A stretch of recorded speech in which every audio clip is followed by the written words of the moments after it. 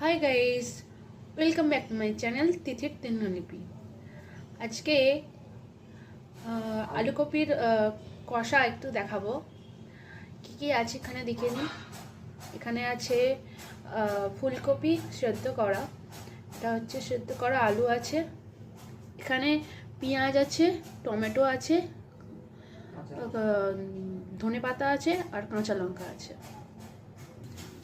কড়াই তেল দিলাম, এবার কপিটা আর আলুটা একটু হালকা ভেজে নেব। আলুটা ভাজতে শুরু করা হয়েছে, এতে হলুদ একটু নুন দেওয়া হলো, ভেজে নিলে তারপর ফুলকপিটা দেওয়া হবে ভাজতে। আলু কপিটা ভাজছি, ভেজে নেওয়ার পর তারপর আপনাদের সাথে আবার দেখা হচ্ছে। আলু কপি ভেজে তুলে রাখা হয়েছে, এরপর তেল দিয়ে ফোড়নে গোটা জিরে আর তেজপাতা দেওয়া হলো, পেঁয়াজটা দেওয়া হলো। এবার একটু লাল লাল হলে টমেটোটা দিতে হবে।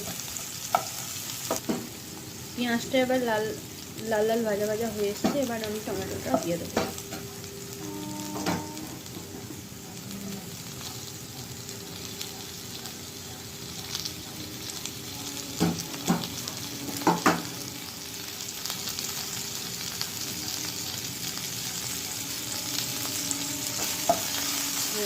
টমেটোটা ভেজে নেওয়ার পর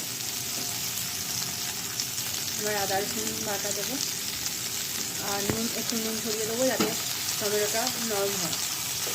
টমেটোয় নুন দেওয়া হলো, টমেটোয় নুন দিলে একটু নরম নরম হয় টমেটোটা।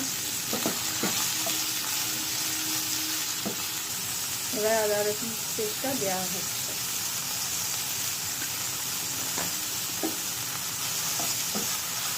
ভালো করে কষিয়ে নিতে হবে।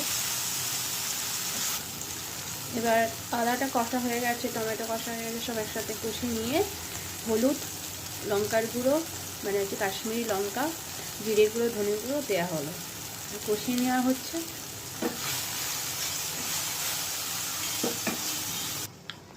মশলাটা কষানো হয়ে গেছে, এবার একটু চিনি দেব।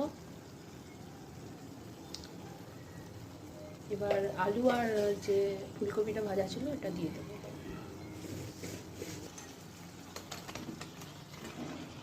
আলু ফুলকপিটা দেওয়া হয়ে গেল, এবার দুটো মিক্সড করে একটু কষানোর পর গরম জল দিয়ে কমপ্লিট আমাদের আলু ফুলকপির কষা।